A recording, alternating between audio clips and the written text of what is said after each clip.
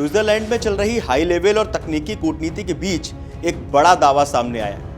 Iran का कहना है कि अमेरिका के साथ बातचीत की मेज पर पूरी तरह बैठने से पहले उसकी प्रमुख शर्तें मान ली गई हैं। सरल शब्दों में कहें तो अब बात इस पर नहीं हो रही है कि क्या मानना है या नहीं, बल्कि इस पर हो रही है कि जो तय हुआ है उसे जमीन पर कैसे और कितनी जल्दी लागू करना। डोनाल्ड ट्रंप और ईरान के राष्ट्रपति पेजेश्कियन के बीच हुए इस समझौते ने पश्चिम एशिया की सियासत में भूचाल ला दिया। आइए आसान भाषा में समझते हैं कि पर्दे के पीछे की इस डील की हकीकत क्या है, ट्रंप की क्या मजबूरी थी और इजराइल के प्रधानमंत्री बेंजामिन नेतन्याहू क्यों इस पूरी कहानी से भड़के हुए हैं। अभी डील की वास्तविक स्थिति क्या है? सबसे पहले यह समझना जरूरी है कि यह कोई फाइनल शांति समझौता नहीं है। 18 जून को अमेरिका और ईरान के बीच जो सहमति बनी वो असल में एक समझौता ज्ञापन यानी MOU है। ये युद्ध को तुरंत रोकने और एक व्यापक समझौते तक पहुंचने के लिए तैयार किया गया 60 दिनों का एक रोड मैप है। इस MOU के तहत कुछ बुनियादी बातें तय हुई। क्षेत्र में जारी जंग को तुरंत रोका जाए, दुनिया की सबसे संवेदनशील तेल सप्लाई चेन होर्मुज जलडमरू मध्य को सुरक्षित और खुला रखा जाए, ईरान पर लगे आर्थिक प्रतिबंधों में ढील दी जाए। अब स्विट्जरलैंड में जो बैठकें हो रही हैं वे इसी बात की निगरानी के लिए हो रही हैं कि क्या दोनों पक्ष इस शुरुआती वादे पर खरे उतर रहे हैं या नहीं। ईरान की शर्तें पूरी होने का असली मतलब क्या है? क्यों यह बयान ईरान की तरफ से दिया गया?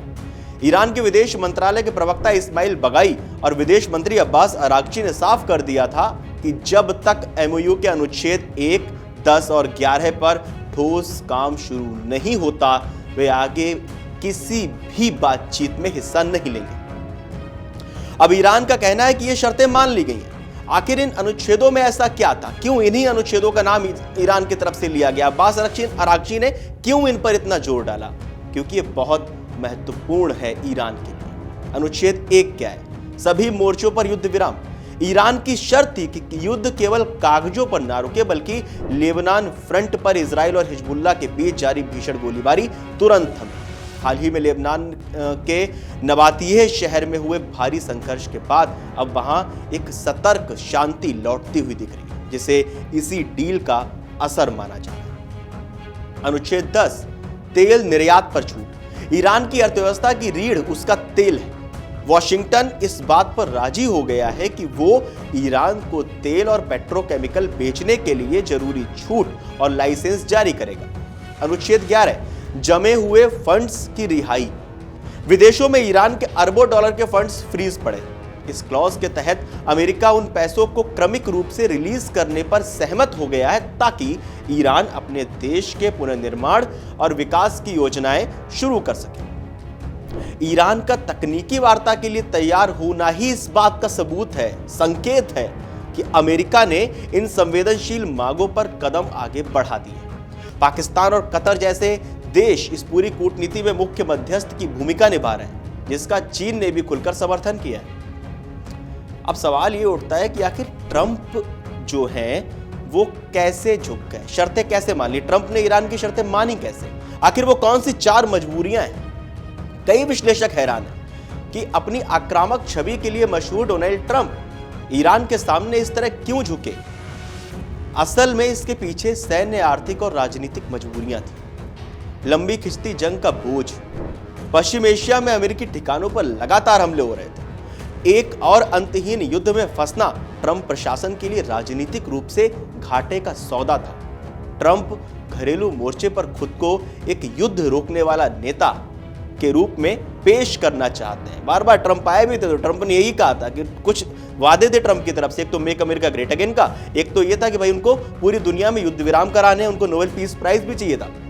लेकिन 2026 की शुरुआत में उन्होंने जिस तरह से तबाही मचाई वेनेजुएला के बाद ईरान पे हमला, तो ये लगा कि भाई नोबेल पीस प्राइज को वो ताक में रख चुके। लेकिन अब जब मिड टर्म इलेक्शन आ रहे हैं अमेरिका में, तब ये बात दोबारा सामने आ रही है कि वो एक अपनी युद्ध रोकने वाली छवि को सामने लेकर आ रहे हैं, मेक अमेरिका ग्रेट अगेन की छवि को सामने लेकर आ रहे हैं। और जो ट्रंप अपनी बिजनेस डिप्लोमेसी के लिए जाने जाते हैं, उस डिप्लोमेसी को ट्रंप प्राथमिकता दे रहे हैं। होर्मुज और ग्लोबल ऑयल मार्केट का डर।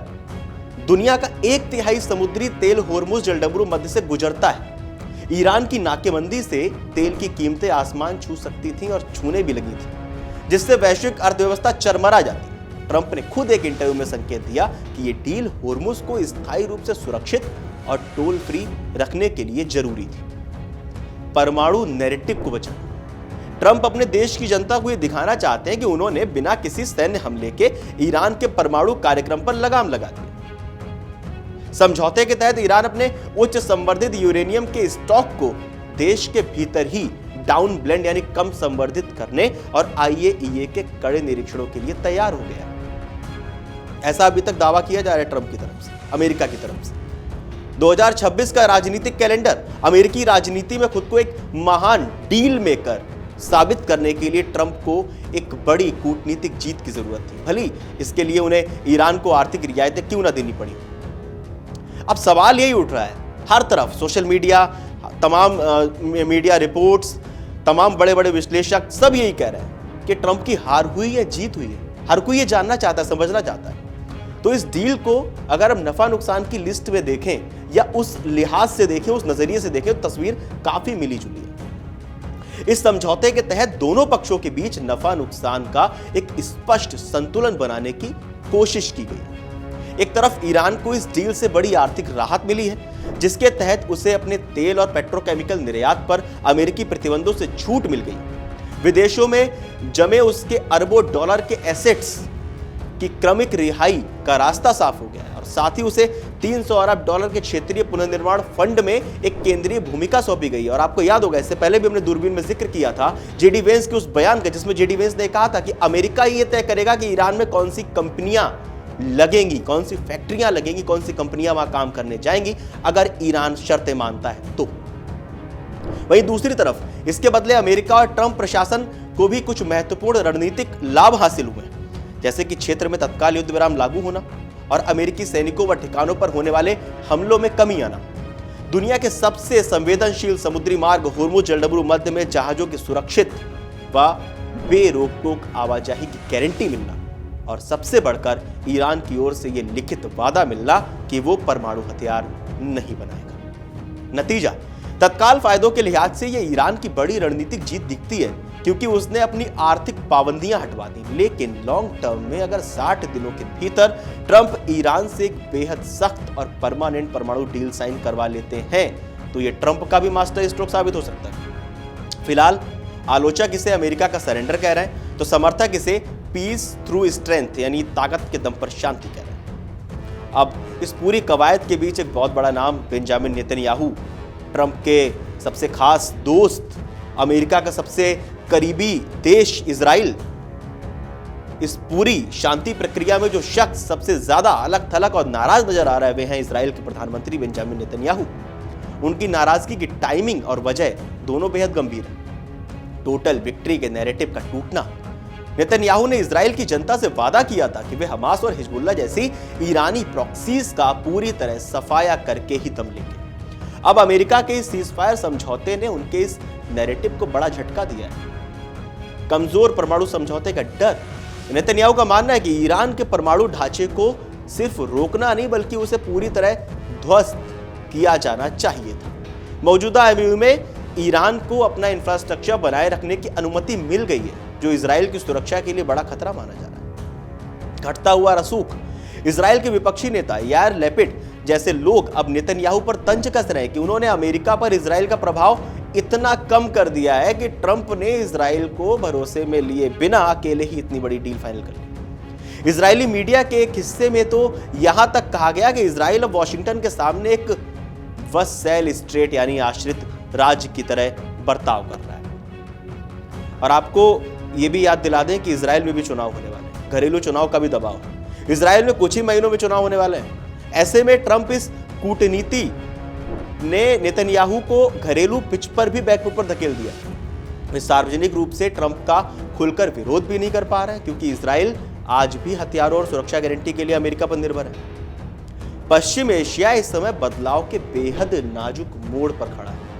स्विट्जरलैंड की बंद कमरों की तकनीकी बातचीत तय करेगी कि यह कूटनीतिक युद्ध विराम एक स्थायी शांति में बदलेगा या बारूद के ढेर पर बैठी ये दुनिया किसी नए संकट की तरफ बढ़ेगी। अब सवाल आप लोगों से, आप लोगों को क्या लगता है इस पूरे कॉन्फ्लिक्ट बोलें, युद्ध बोलें, संघर्ष बोलें, जिसको भी लेकर ईरान, अमेरिका, इजराइल को लेकर जिस तरह से अमेरिका और इजराइल ने साथ में मिलकर ईरान पर अटैक किया, इजराइल अलग हो गया, अमेरिका अभी डील कर रहा है, इजराइल नाराज है, नेतन्याहू नाराज है। और जिस तरह से ईरान अभी यह दावा कर रहा है कि उसकी तकनीकी वार्ता से पहले ही शर्तें मान ली गई हैं। कमेंट बॉक्स आपके लिए है और देश और दुनिया की तमाम बड़ी खबरें जानने के लिए आप जुड़े रहिए अमरउजाला.com के साथ। अगर आप ये वीडियो YouTube पर देख रहे हैं तो हमारे चैनल को सब्सक्राइब कर बेल आइकन दबाएं और Facebook पर देख रहे हैं तो हमारे पेज को लाइक करें।